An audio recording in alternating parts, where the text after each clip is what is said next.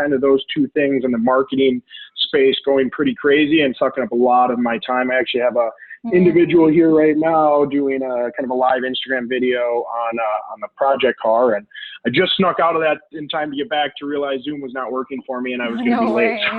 No worries. No, it worked out perfectly. Well, good that you have a lot going. That's very positive, but definitely can understand the need to have some things taken off your plate as well. So this, if you wanted to start the audit, it was interesting diving into it because I see, first of all, I see that you have 2 accounts and you have essentially a top of funnel was on one account and then all of your retargeting through shoelaces on another account, right?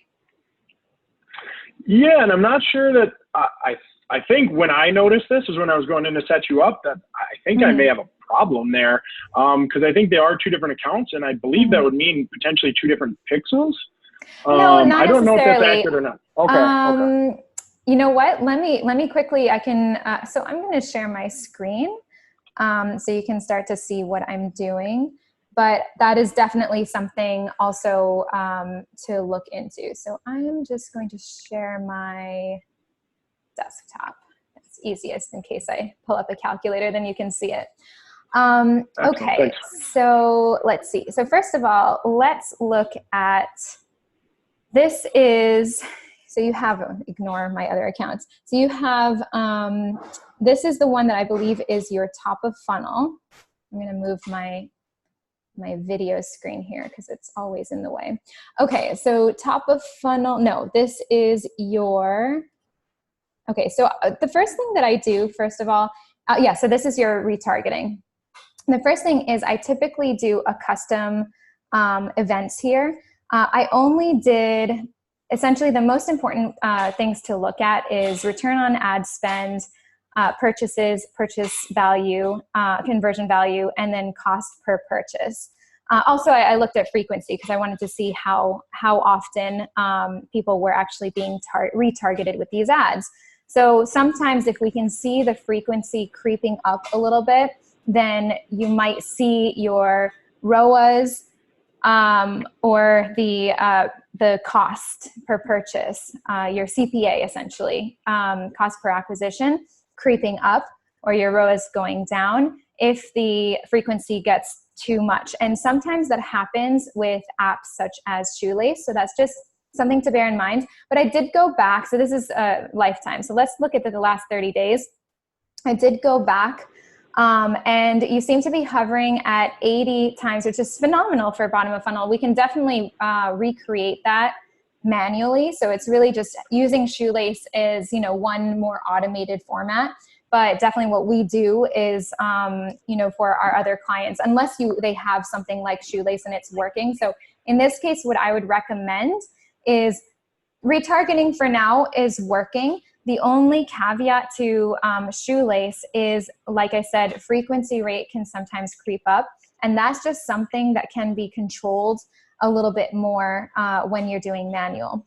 But since you are getting nice ROAs for retargeting, then I definitely have the philosophy in the agency not to fix something that isn't broken.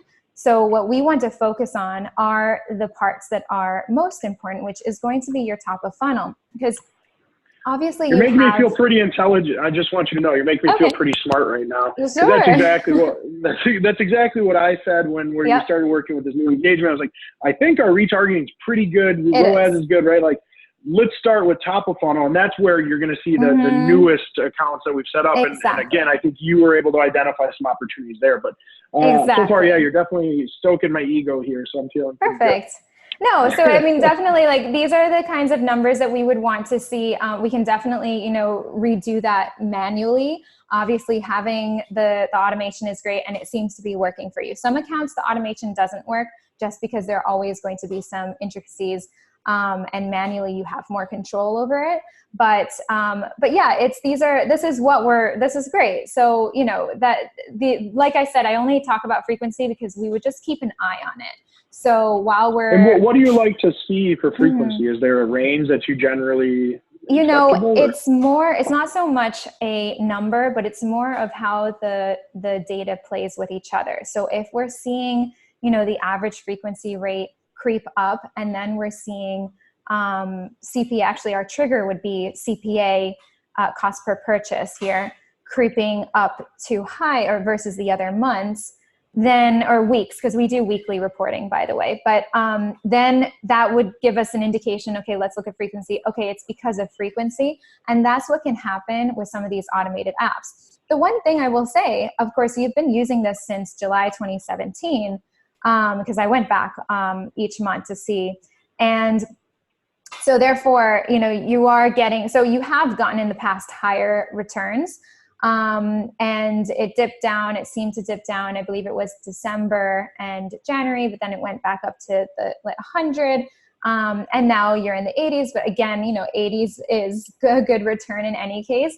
But if this goes down to maybe 60 next month and 50 the following month, maybe that means that at this point your frequency is going a little bit too high, in which case you can either switch out your creatives through Shoelace. So we could still use Shoelace and just make sure that we're refreshing the creative, or we can manually set it up, but that would just take longer. So again, you know, don't fix something that isn't broken. If it is working already, we can just use it within Shoelace, and we can create ads in order to rotate out the creative so that the frequency isn't too high and we don't have too much ad fatigue.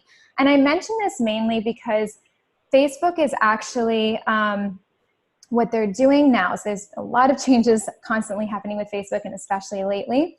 And what they're doing currently is, in fact, focusing more and more on engagement. And what that means for ads is that they want to see more rotation of creative, and also really thinking about how the structure of your ads are. So they really want to see top of funnel, middle of funnel, bottom of funnel. You've got the bottom of funnel, and you're getting away with only this on Facebook ads because you have your other marketing. You have your Google ads, you have the traffic coming through. So you're able to retarget and get away with Facebook ads with only retargeting. I would be very interested if we work together to see, of course, what exactly, because if I go into this, for example, we're not currently, sorry, this was, oh, and it's, that's interesting. It's also, oh no, it's not budget optimized. Yeah, your retargeting should never be campaign budget optimized. When they, I'm kind of inserting an anecdote here, but when Facebook is going to require CBO, campaign budget optimization, well, now it's going to be February 2020, it was going to be September, then the structure would just have to be different. It would be basically the way that this is structured at the campaign level. This isn't necessary. This makes it a little bit messier for just like from a organizational point of view. It really means nothing for your returns, but it's only because you're using an app that it's going to create these many different campaigns. Typically what you would see is just one campaign, which is bottom of funnel. And then at the ad set level, when you go into it, here would be the ad set level. And then you'd have the different ad sets with the different retargeting. But that's just a organizational. This is actually set up ready for when CBO does occur. So either way, it doesn't really affect your account. Stop me if I'm either going too fast. No, yeah. you're okay. No, you're doing well. I can take information. I talk pretty fast myself. I'm taking some notes here. I just realized maybe I am. Yeah.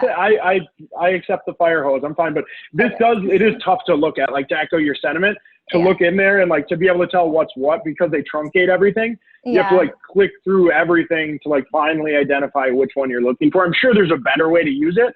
But that's where honestly we kind of operate out of the Shoelace interface, and because it's much easier to look at. Yeah, definitely. If you're using an app like that, it has to be made through Shoelace, because look, this is where you would usually see your audiences. This means nothing, right, to us, right? Unless we look inside of the app and we actually see like, oh, okay, this is actually retargeting add to carts in the last 60 days, da da da da. But here, it's not actually telling us anything. So that's the only reason why we would have to, I mean, of course, we understand this is your employee list that you actually uploaded, but we don't know, what this is potentially. So we would definitely, working with you, we would work with Shoelace. We would keep an eye on the retargeting because there's always a chance, if CPAs creep up, we would look at frequency and rotate out the creative using Shoelace. Maybe eventually we would want to just manually manage it inside the account. So basically, eventually recreate essentially what Shoelace is doing, but doing it manually. And oftentimes we're actually able to get even higher ROAs just because we have more control over it. But again, don't fix something that isn't broken. So, to start off with, I would definitely just keep an eye on it, rotate out the creatives when needed, and work out of Shoelace. So that would be the retargeting. Just out of curiosity, do you have, you kind of mentioned the cost per purchase would be kind of your trigger. Is there actual triggers? So I get some from like Google Analytics as far as, new customer purchase or revenues up for the day. Is there that sort of thing in Ads Manager that you're utilizing?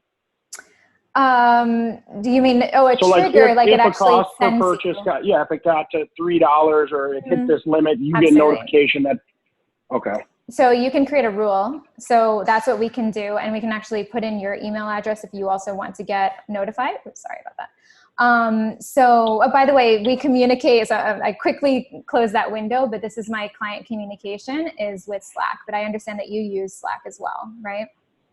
We do. Yeah, we love it. Perfect. It's very beneficial for us.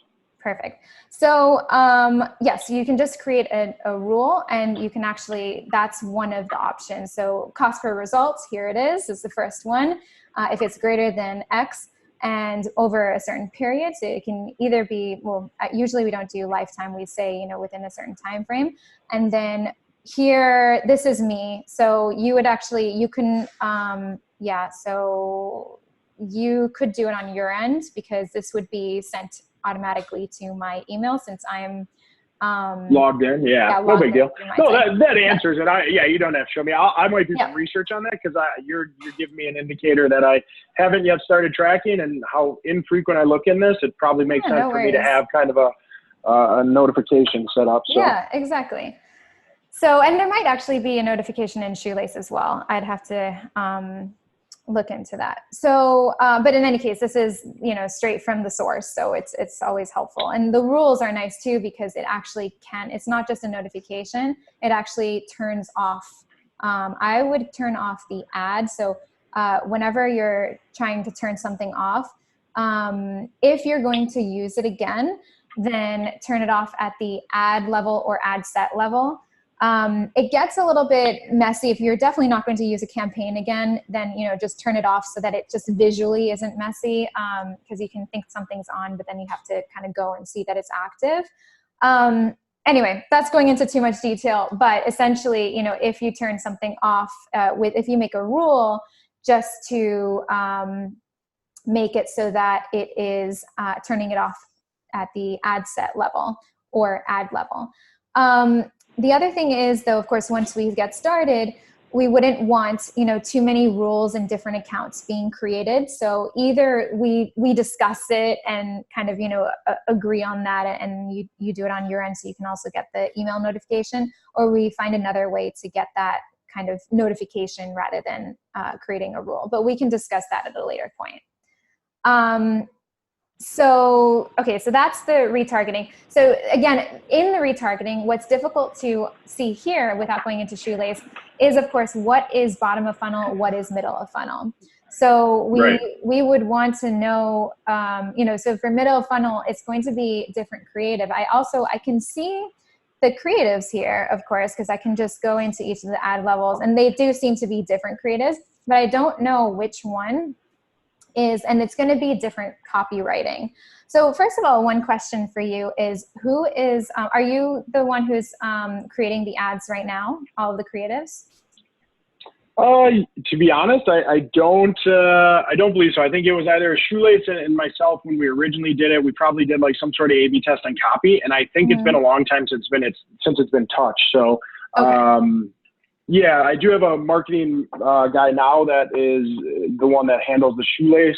account, so he works with them. I don't know the last time it's been updated, so I have some notes here to kind of start at least addressing how frequent we're changing that, the fatigue, kind of like you're talking about. So it's probably a mixture of their best practices along with copy that we've helped them generate. Yeah, because there's kind of, best practices for middle of funnel versus bottom of funnel. Bottom of funnel, people are at the trigger point.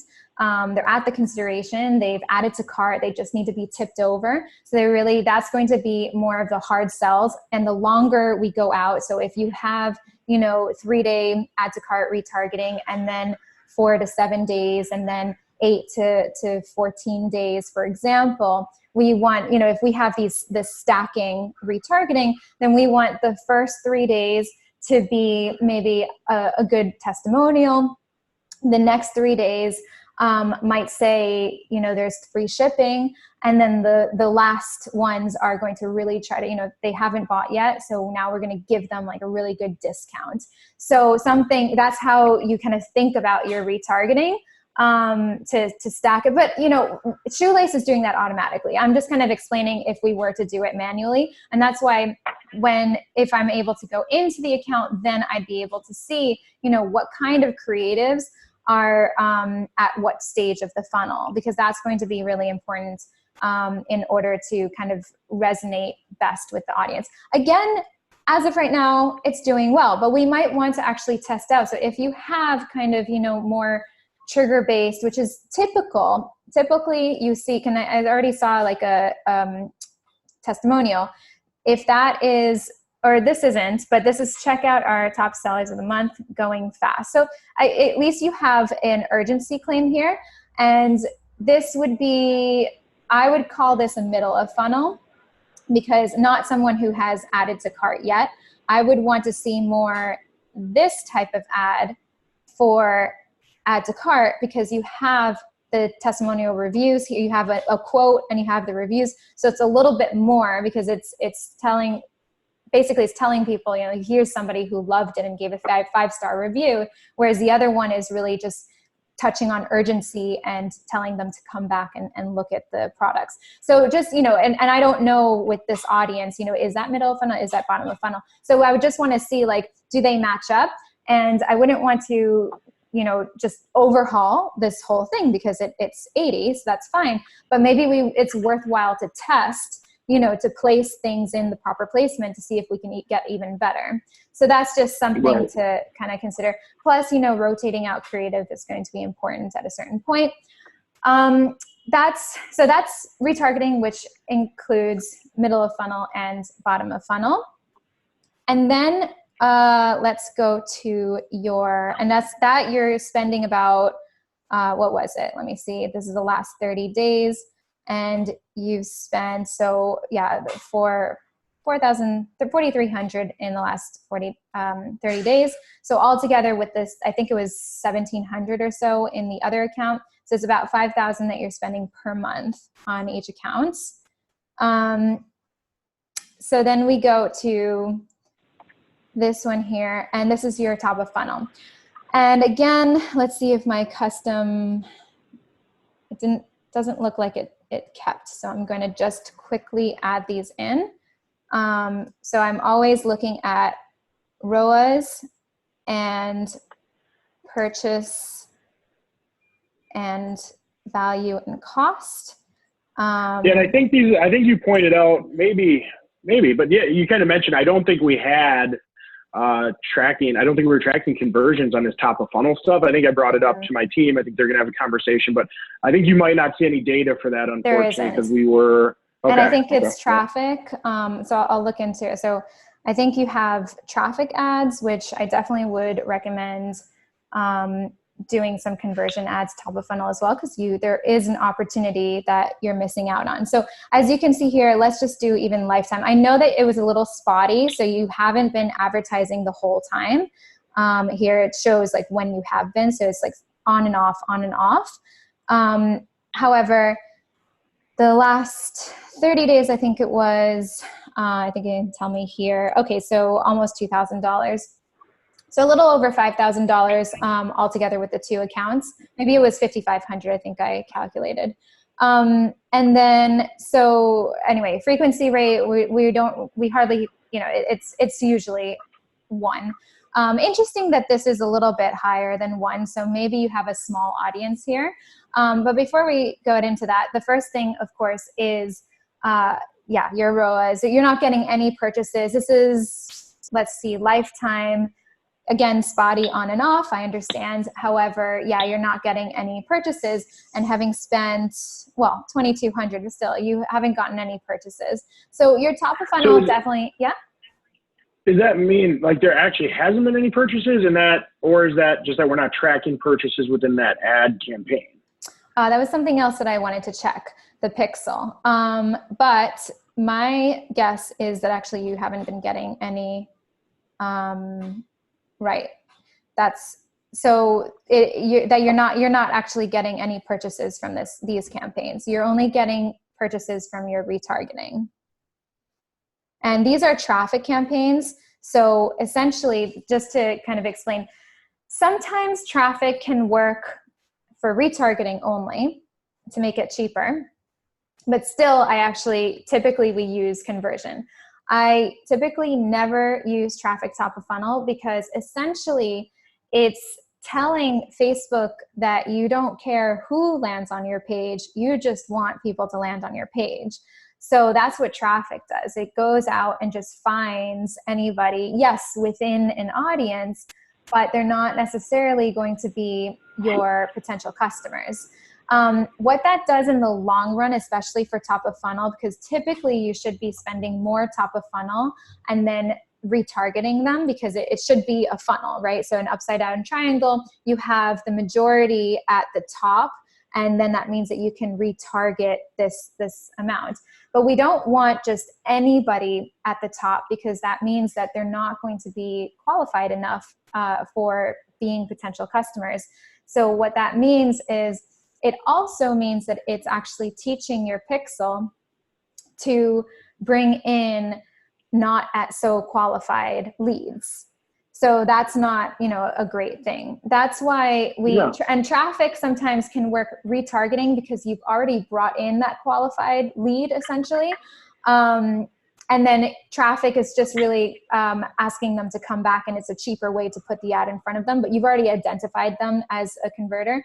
However, bottom of funnel, sometimes we typically still do a conversion objective, just because it finds the pool of people, especially if it's a larger pool, who are most likely to convert. So that's why it still is useful to just basically do conversion objective throughout. But for retargeting, more likely to use traffic conversion rather than top of funnel. So that's just the one thing. So all of these seem to be traffic. Actually, if I go on the campaign, we can confirm. And I'm in New York City, so there seems to be a piano outside. I hope you don't hear it too loud. Yes, so you can see here the objective is traffic. And I think I went through most of these here, and they all seem to be traffic. So you don't have any conversion. So the good news, just in speaking with the skull, means that you have a really great opportunity to be getting some top of funnel. And I always say that the goal for top of funnel is to break even. Typically, we definitely end up doing better than that, but I never want to guarantee anything. Nobody can guarantee anything in this industry. But what the goal is to at least break even. And so what that means is that you basically get your investment back, and then you're retargeting them, and then you're essentially getting that ROA on the bottom, and that's where you get your high ROAS. And you already have high ROAS from before, so this is actually a great opportunity to recover some of your marketing spend and be able to retarget more people. So the idea is to actually put more people through this funnel and more people through to retarget as well. Sure, no, that makes sense. Yeah, I think I'm a little bit surprised. Yeah, I guess I would assume out of that traffic, because if you were to go over to clicks, in my mind, I think it's somewhat qualified traffic. We have some sort of an audience. Out of the people that have clicked through and been to our website, our normal conversion rate's around 1%. it's odd that none of these have converted, you know, it's kind of interesting. I don't know if you've noticed anything, and maybe I'm just hearing things, but something along the lines of the way Apple devices were being tracked. I thought something had recently changed in that landscape, and I'm seeing like a lower in Google Analytics as far as conversion value and revenue from referrals.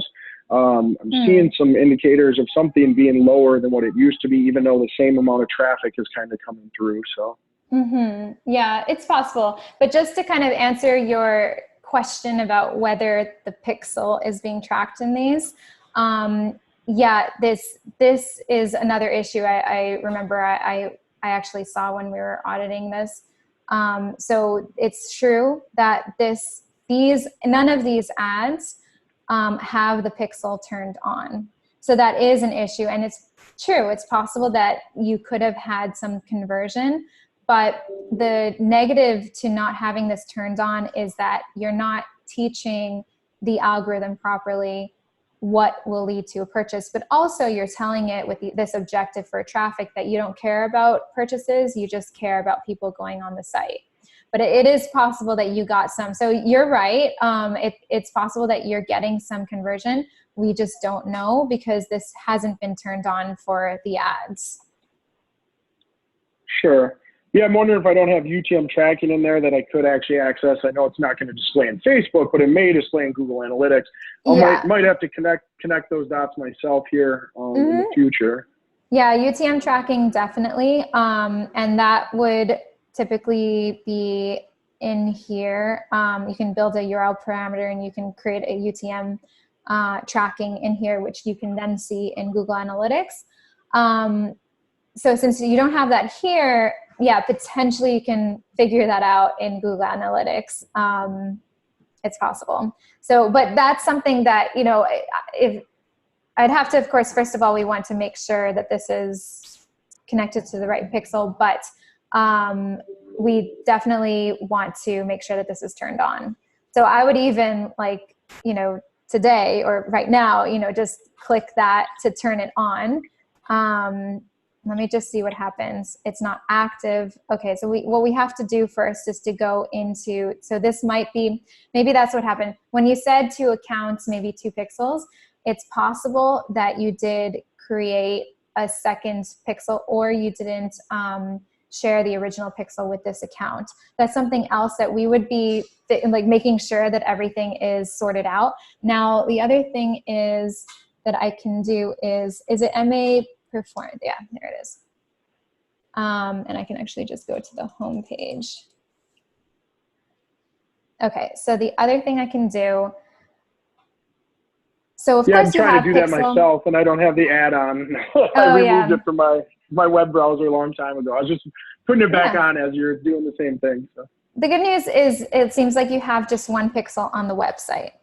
So that's fine. Now the question is this the one that just came up in that? So we can just look at the last 4, for example, 6521, and my phone call, unfortunately, all in front, so I can't see the tabs. Okay, so 6541, and this looks to be different. So I think, yeah, so that what has happened, you must have created a pixel for this account, but didn't add it onto the website.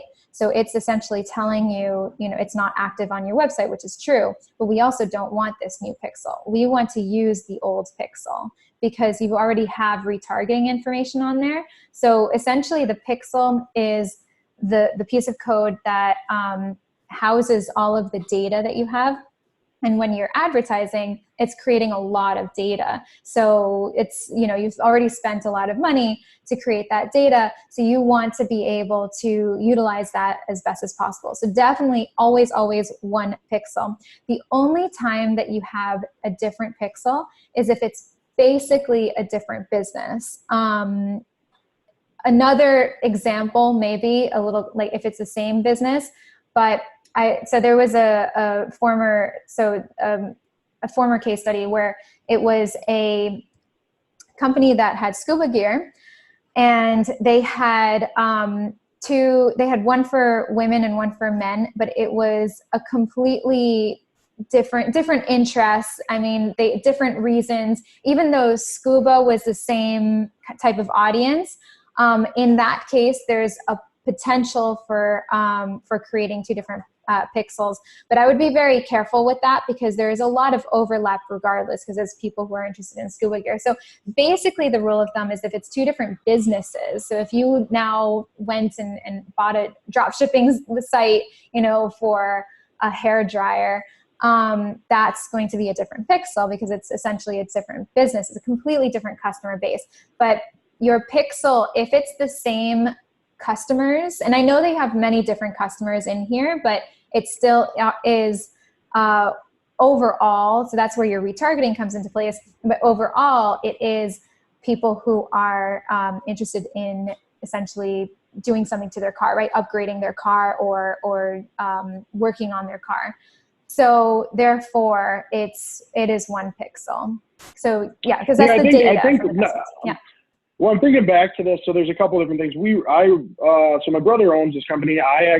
We run an event that is MA Performance Proving Grounds, but actually a car event that had a separate website where we eventually combined the website. In one of the pixels is like a personal pixel of mine that was used on that old Proving Ground site. And then also I do some consulting I had in the past done some consulting for a different business on social media. I had their pixel and access to. So I probably need to look in there and just get us to the right pixel for the right thing and change that. I'm poking around now, but I'm sure I'll find online the tutorial on just how to update that pixel for that.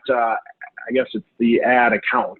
To be the right pixel, right? If we work together, we will certainly be doing that. So basically, I've just confirmed by doing the pixel helper that you have one pixel on the website, which is the good news because you don't want double firing to happen, or you don't really want information going into more than one pixel when that's not necessary. So then it's just a matter of making sure that the ad account is connected to that pixel, and that's just in business settings. So it's simple, and we also that's part of our checklist is to we run over the basics as well because it's just really important to make sure that tracking is in place properly and everything is connected, ready for the best returns. So that's definitely it. And just for your sake of understanding, it's definitely just to kind of boil it down. It is based on the customer. So you just think like even if you have you said events,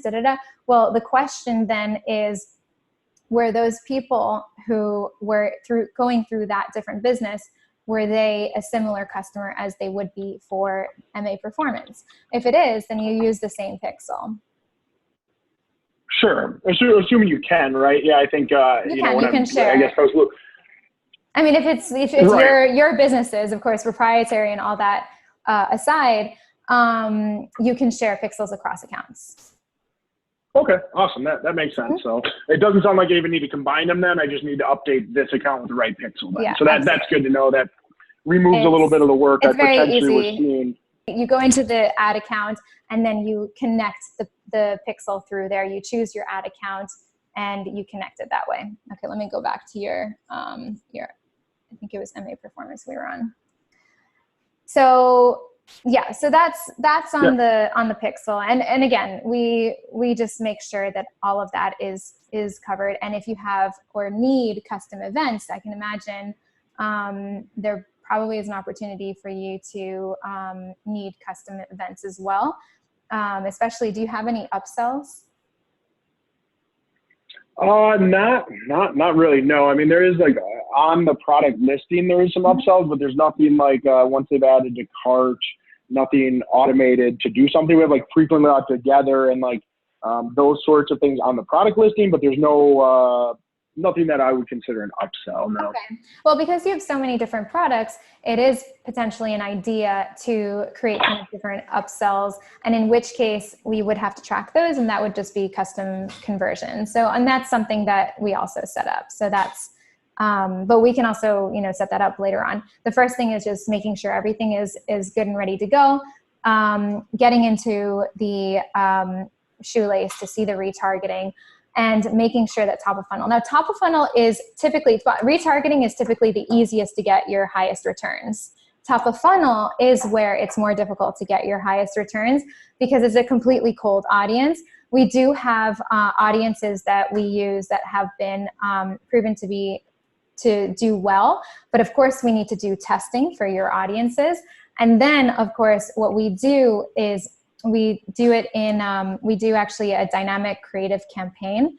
I can show you if you want, but so essentially, I think we talked about this in our last phone call. Yeah, you blew my mind with this on the scalability of your campaigns and how you do kind of spin the title or change the creative around into different routes, and then you build out 500 or so to run through. So yeah, I think that mentality would make a lot of sense because I think we haven't yet put much science to it, and that's a way to really rifle through opportunities and really identify what messaging resonates best and creative messaging works best for our consumers. So. Exactly. And that's so important because it's going to be more difficult, really. I mean, top of funnel is going to have to be education and getting people interested to get onto your site. But the way that you describe that and using the language, so we actually go through a bit of a research process. So regardless of the industry, we actually are able to grab kind of the way that basically the lingo in each of the industry so that it resonates with the consumer. And that is so important for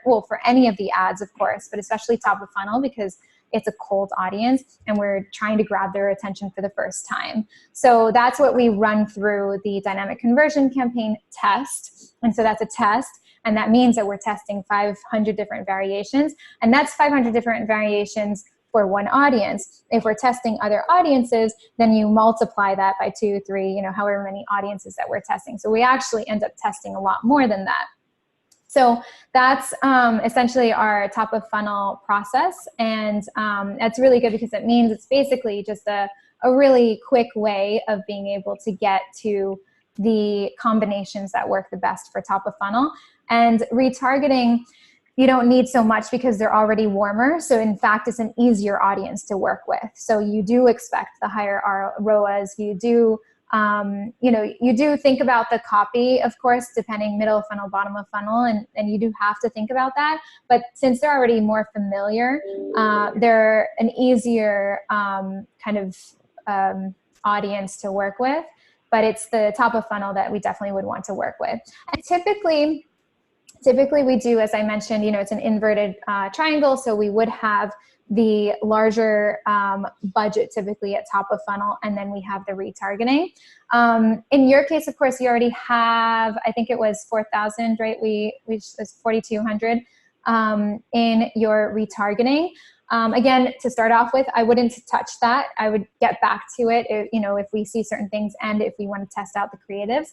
But what I would want to do is to have enough of a budget to test top of funnel. And then we can, kind of increase it from there. Either you start off with, matching essentially. So it's 50-50. I would say 2,000 for top of funnel for the month. If you really wanted to keep it there, it's possible to just, work with that, but I would recommend at least rematching it because the quicker the more money, the more budget, the quicker you get the data, the quicker you can get to the results. So that's where it becomes a little bit more of a personal decision. But the idea eventually is to scale top of funnel a little bit larger than retargeting so that you can feed more in. But the good news, of course, is that you have the other marketing elsewhere that you're retargeting. We would just want to be able to feed the proper audiences through and then be able to retarget them. So potentially we could even get, higher ROAS at the bottom, or at the very least, we can make sure that your top of funnel is not a money pit and it's actually, we don't know right now because it's not tracking, of course, but we would want to get some ROAS at top of funnel so that we can retarget bottom of funnel and middle of funnel. I think the mentality. Yeah. That mentality makes a ton of sense, especially if we were breaking even top of funnel. That would then it all makes sense, right? Yeah. That's perfectly acceptable. We're doing it wrong, but you're definitely educating me, giving me some advice on how we can do it better, what it would look like working with you, because that where I'm at is like, yeah, I'm like dabbling, right? We're firing bullets and then cannonballs, at least on the top of funnel. But I think what you're explaining to me does help me understand that, although it may be, you know, instead of doing 2,000, if we did 5,000 this month, we would just get the results sooner, and thus over time be saving, be so much more efficient moving forward. You know, could we recover the additional $3,000 over the next 2 months? You know, we'd make our money back sooner. So I like the mentality. It seems like you really, again, put a lot of thought and science to how you're doing that. So definitely resonates with me there. Great. And then the other thing that we do, which we might have spoken about in our last call, is so it's not just, you know, in the ad account, and we would want to take control of the retargeting as well, because it is full funnel. So it's not just, you know, top of funnel. So we would want to get into the shoelace, and then we would look at the shoelace app, and then we would look at the creatives there and if it needs to be updated, you know, so that's part, basically that's the full gamut, is of course the full funnel, basically advertising on Facebook. But besides that, these numbers tell us a lot of things. Now, I haven't actually put it into, I usually have a certain order of columns. So typically I'll have reach and impressions, landing page views. This is in performance right now. Okay. Landing page views, then we have content views, and then of course adds to cart, cost to adds to cart, purchase, cost to purchase, the ROAS, purchase conversion value, and CPA. So all of those, that's a rough kind of idea of the columns. And basically, and I say this just because we can figure out, and we also have every week, we have a reporting. So this is going to be a what's it called? Not Excel. It's spreadsheet, Google spreadsheet docs. We have everything in spreadsheet in Google Docs. So we create a folder with you, we share it. We put this reporting spreadsheet in there, and every week we update it. And essentially we're tracking impressions, landing page views, and so we're able to track the overall conversion. So in Shopify, the conversion rate that you see in Shopify is going to tell you landing page views to purchase. Essentially take number of purchases, divide it by landing page views. And that's your percentage that you see in Shopify. In Business Manager, we can actually see, well, first of all, what's the conversion from our ads, because you have other things running in the background, you know, Google ads, etc. But also what is the landing page views to ads to cart rate, and then the adds to cart to purchase. And what that tells us essentially is there a bottleneck? So we've already come up with, you know, the industry average for the total conversion rate is 2 to 3%. Our clients typically have at least 3 to 4. We've seen 5 and 6%, and that's just with a few tweaks maybe on the cart page and depending on where the bottleneck shows. But essentially, when we break it down this way, we can actually see, okay, you're getting 40% conversion, which is phenomenal, from purchase to add to cart, but it's only a 3% or 2% conversion from landing page views to your ads to cart, and therefore your overall conversion is 2%. You know, so that, or 2 point whatever it adds up to be, because of course there are more landing page views than there are purchases. But essentially, what that tells us is that there is an issue on your landing page before they add to cart. So that's something that we keep track as well, just because that's so. And then I would advise, so that's part of this, is I would say, okay, let's improve this part of the bottleneck. And the ways to do this could be X, Y, Z. Okay.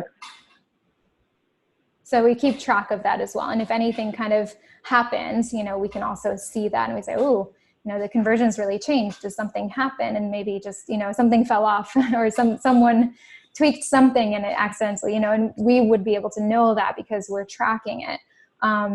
Or of course, you know, we can know to improve it as well. Yeah, that's good to know. So that's essentially, and so I've recorded this, and so I can send this to you so that you have this audit. But that's essentially kind of what I saw overall in the accounts, and definitely, yeah, I can see the places that we could improve, which would be focused more on top of funnel, as we mentioned, but also just making sure, just keeping an eye on your retargeting to make sure the frequency rate, which is the common risk with these apps, these automation apps. But again, don't try to fix what isn't broken, but keeping an eye on it just means that if we have to take it over manually and potentially actually extract higher ROAS, then we can do that. Or if we need to rotate out the creatives, then we can do that as well. But definitely the focus right now would be on the top of funnel and the process that we already talked about. Yeah, I agree there. I think that makes sense. I'm a little bit curious just what your thoughts would be in regards to, so we don't, unfortunately, top of funnel, I don't have any trackable metrics to say, hey, we're doing good, or we're breaking even, or we're not, right? So all we have to look at is the return on ad spend, or the ROAS on the retargeting, which we think is in line. But like my goal, my big goal is to, I'm sorry, is that on my end or your end? Are you having a tornado? That's on my end. I have a truck that decided to go by. I'm so sorry. It's New York City again. I'm in a loud shop normally, so it could always be me. Yeah. But I just want to make sure you could hear me. But yeah, big long-term goal is, like I said, kind of slowly and thoughtfully bring and transition some money from Google Ads over to Facebook, and kind of diversify that ad spend, create the funnels, and really try to amp up and scale up our Facebook. And how, unfortunately right now, like I don't have clear, I haven't done that yet. So the ask is a little bit large, because I thought when we talked, just about your management fees and your kind of how that worked, we need to basically look at and know a little bit better. And I think we're probably, I guess where I'm coming from, we're probably going to make some changes to these accounts based on your recommendations. We're going to start tracking the things like conversions, right? Change it from traffic to a conversion type campaign. Maybe redo the creative on the shoelace, or at least ask when it was last done, right? Identify a frequency to doing that. But if I was to say, and this is kind of, I know it's, again, no commitments, no guarantees, but I'm looking at kind of my cost of customer acquisition as far as new customers acquired through Google, it being somewhere in the like $18 range, $16 to $18. Is that something, if you were tasked with it, would you feel confident we'd be able to acquire customers at or below that same price in Facebook?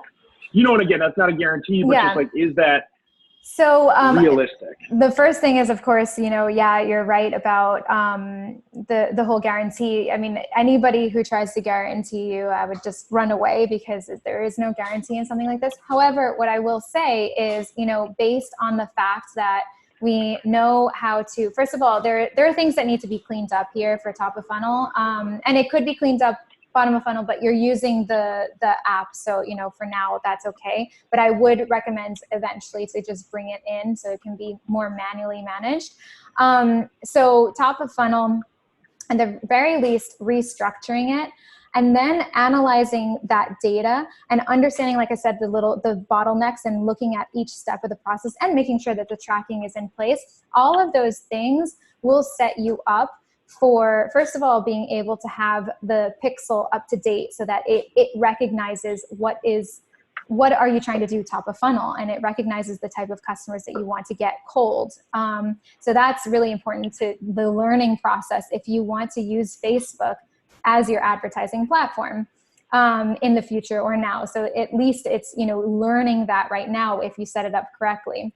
But yeah, I mean, that's the whole idea, is that if we're not able to do it, then it wouldn't, I can't imagine, any other team being able to, because we do, the whole idea is that unless they do exactly what we do, is that we go through each of the data points to see where the bottlenecks are, and we're analyzing the data, and we're looking, and also when it comes to scaling, that's also a very methodical approach as well, because you can't just scale, you have to actually look at certain data points to see if it's ready to scale, and then you have to scale it in a certain percentage and look to see, how is that performing. And, you know, there's sometimes a dip. So therefore a CPA may spike a little bit, but then it actually levels out. So just looking at that data point, like understanding how to handle it, that's kind of the benefit that my team brings about.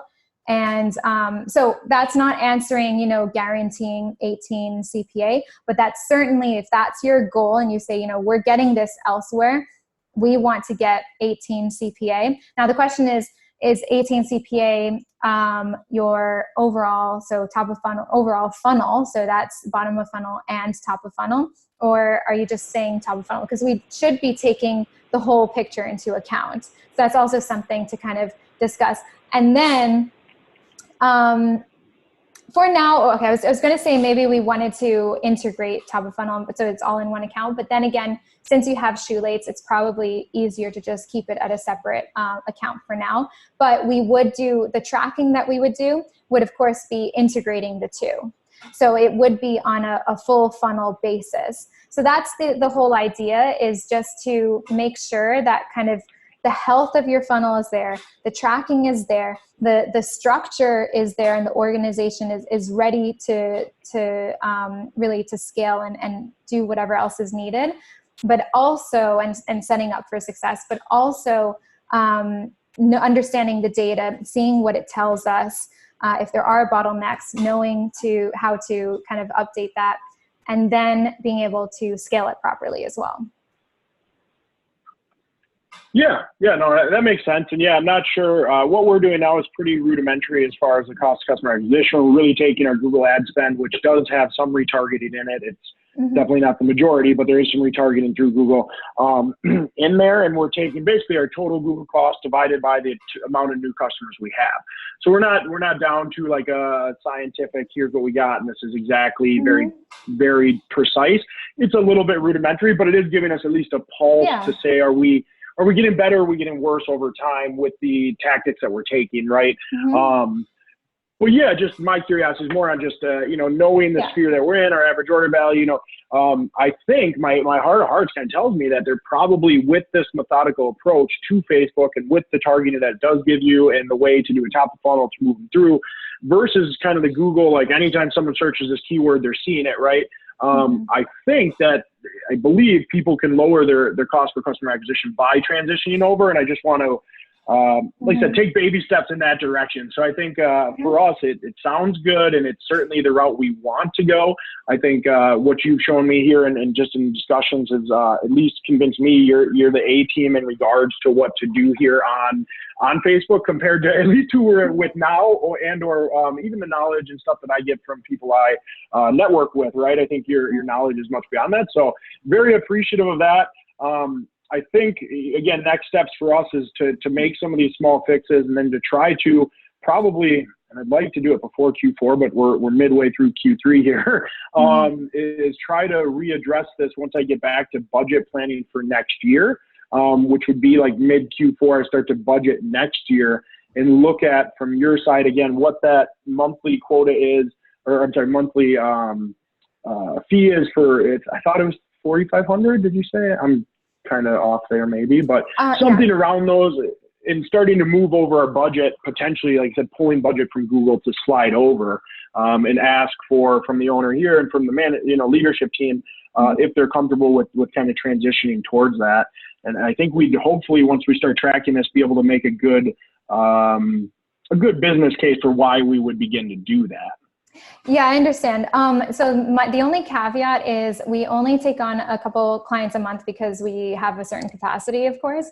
So I would just need to know kind of like, what's your time frame? Because ideally, you know, all of this, like, first of all, you do have kind of the pixel issue, and you want to get that tracking, and then you want to be able to put them into conversion campaigns. So as of right now, you're not able to track anything top of funnel. So essentially, there's not really much reason for having your top of funnel if you're not able to track it, because Facebook isn't able to learn anything. So it's a little bit of a, you know, on top of funnel, it's a little bit of a situation that you want to address as soon as possible.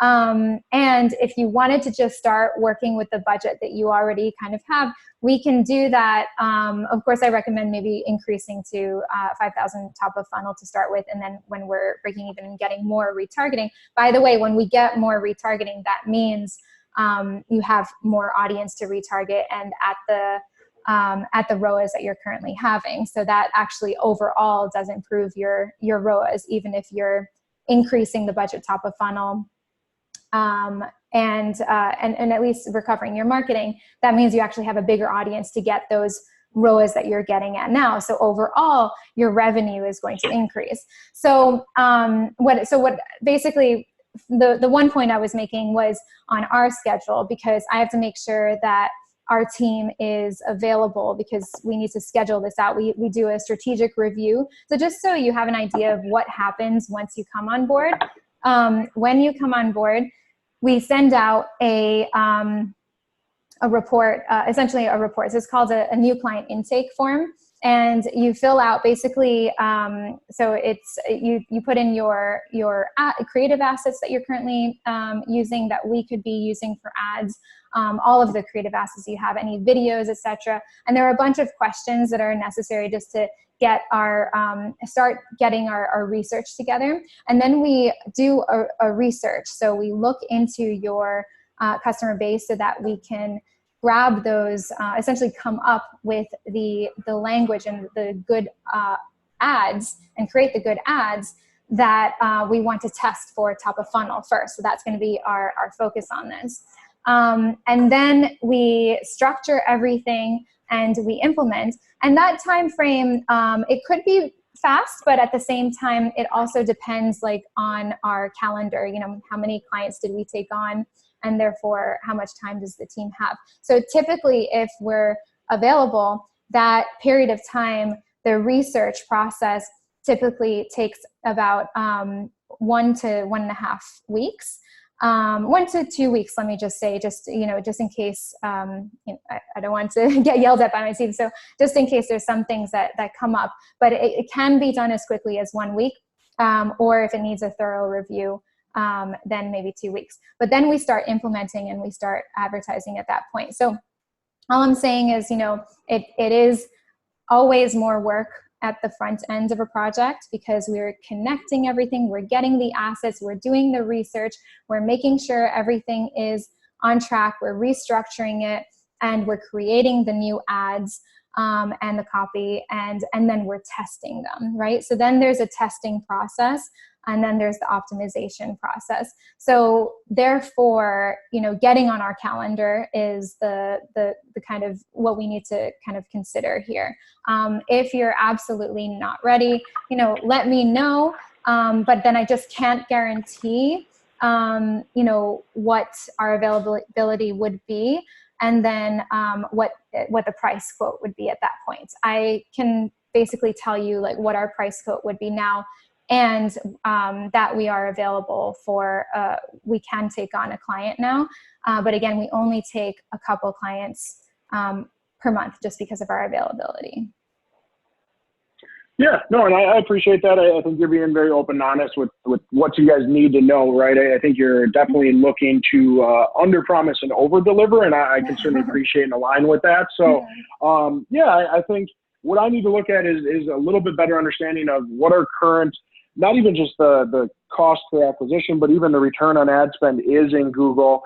Focus a little bit more on that. See if I can't personally dive a little bit deeper into that. I haven't done kind of this similar audit in Google in a while. We're about 2-3 months into a new engagement. So we're coming up to a 90-day where I need to go in and audit, see where we're at. And we've been trying to proactively cut budget and move it over. So that was a little bit surprising that we're at 2,000 top of funnel for me and 4,700 through retargeting. It's probably higher than I think I had first probably presented to you. I thought we were more in the 4,000. So it's kind of that slow transition. We're pretty much between the two of those, we are at, a rate that would maybe make sense to have an engagement with you. That's something I have to consider and look at maybe if it's a month or two out, because I think where I'd want to be if in an ideal world, if it all made sense, where I'd want to be doing this would be coming into the holiday season. And then, yeah, as you had outlined, in our industry, we have a little bit of a lull in December and January. And I think at that point would be, having this set up and being able to lower our cost per acquisition there would be where I'd want things to kind of been optimized. So we need to get, if we were to do it, we need to kind of get launched in fourth quarter, be ready and optimized for the beginning of the year next year almost. So no, I think I'll take that to the team. I think, again, I'll probably be sharing this internally with my leadership team just so they can hear and kind of go through and hear both sides of your expertise and then the questions I'm asking, see if they have anything further than that. And then from there, yeah, I think we'd be in touch. I don't, unfortunately, right now have an answer to say, yeah, let's do it. We can just move budget over and put $5,000 top of funnel, but I definitely am going to go to the team and see their thoughts and get a little bit more info on what they would like to do and how to move this forward. Because like I said, I think you brought a lot of value just from the quick conversations we've had, and certainly think there would be a ton more to extract if we were to engage in some sort of a relationship moving forward. So. Great. And let me just, one thing, and absolutely, you have to talk to your team. I totally respect that. Just the one little caveat about Black Friday. Are your sales pretty good for Black Friday, typically? Yeah. So yep, Black Friday, really well. Yeah, so that's just something to consider, because the strategy, we can't just suddenly, so the strategy for Facebook takes, it takes a few months, to be honest. Like I would say 2 months to really, because first of all, we have to get your data working. We have to connect everything. We have to turn the pixel on for top of funnel. And then we have to, start to get reliable data and of course, structure it properly. We have to get reliable data because there's a period of a learning period that Facebook has. And as of right now, this account for top of funnel has no data. It's basically like you've been feeding, you've been maybe getting sales, you have no idea, but the pixel hasn't learned at all for your top of funnel. So and top of funnel is very important because Black Friday, the way that we do it is, yes, retargeting, but you don't want to retarget already your existing user. You want to get your large enough top of funnel cold audience in before that time. And then Black Friday is most successful with just retargeting. You can do it with your retargeting audience that you have now. It's just going to be a lot smaller than if we could come on board and just get your top of funnel ready and have all that data in. So then we can retarget best for Black Friday. Yeah, no, the way you're describing that totally makes sense to me. And yeah, it does put a little bit more urgency on us trying to make a decision on how to move forward with this. So appreciate that insight. And yeah, I think it's something we'll have to consider. And I think what we do is we do actually increase our budget during that time.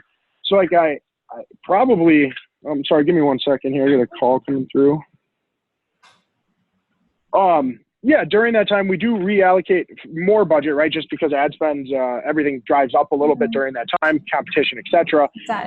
But as I start to look at that, I think we'd have to, again, just reallocating budget. If we could do it in fourth quarter, maybe we could pull some of that forward in a third quarter to get an engagement started is a consideration I haven't yet ran through. But yeah, we're going to look at we run off an annual operating plan that kind of plans out how much we're going to spend. And again, this year I didn't ask for much more budget because the thought was we were going to remain at the same budget and really work on optimization and or just like I said, kind of diversification within that same budget to just get better returns.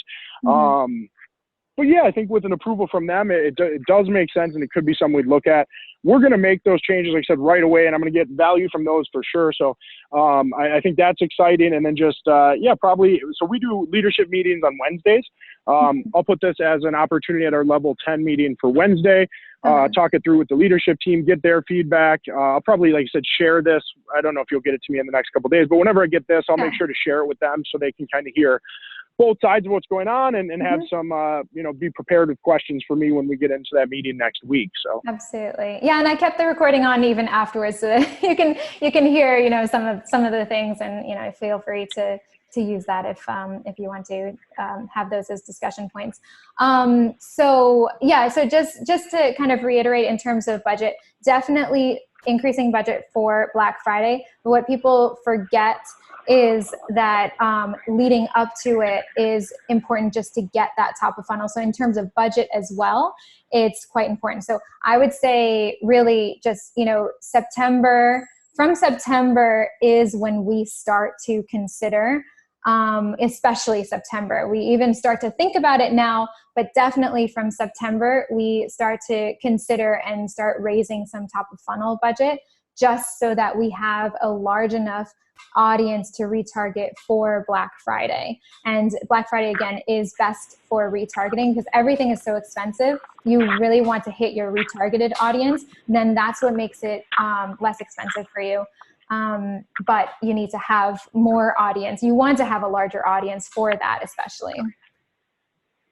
Yeah, no, it's another insight that I hadn't yet considered, is kind of building up in advance. Well, it's a little bit cheaper to get the top of funnel so that when the prices of the actions drive up, you have a larger network and the right people already in that funnel to get to. So that definitely, again, makes a ton of sense and just something I haven't really considered. It's a different landscape than what I'm used to in Google. And it's, just a completely different mentality. But I do like it. And like I said, we're going to present this to the team and see what we need to do from there. And yeah, it kind of sounded like there was a new process as far as recording these.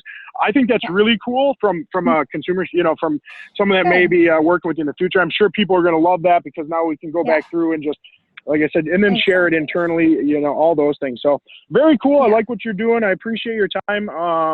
I am probably going to head out here. I got a guy waiting for me. No worries. But I do thank you so much for staying late, answering all my questions, everything that you've done. I'll look forward to seeing that email, and then I'll probably follow up towards the end of next week here. So. Perfect. And sorry again for making you stay on a later Friday night for this, but thank you. And it was really, really nice to speak with you again.